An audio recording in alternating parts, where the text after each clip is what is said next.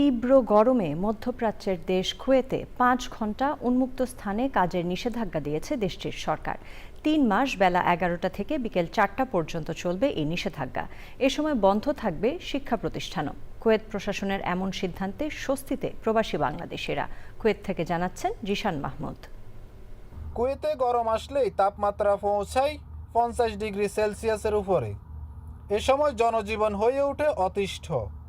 শ্রম আইনের মানদণ্ড ও শ্রমিকদের স্বাস্থ্য সুরক্ষা নিশ্চিত করতে প্রতি বছরের মতো এবারও জুন থেকে আগস্ট পর্যন্ত উন্মুক্ত স্থানে কাজের উপর নিষেধাজ্ঞা কার্যকর করেছে কুয়েত সরকার।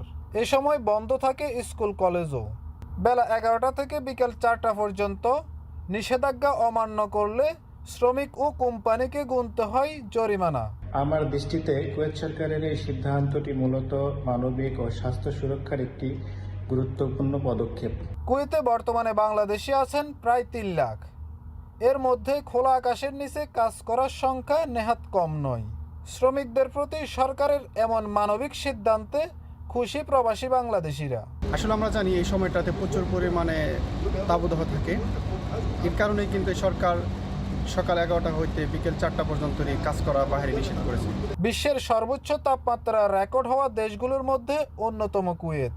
শ্রমিকদের সুরক্ষার কথা বিবেচনা করে ২০১৫ সাল থেকে গ্রীষ্ম মৌসুমে উন্মুক্ত স্থানে কাজের সময়সীমা নির্ধারণ করে আসছে দেশটি।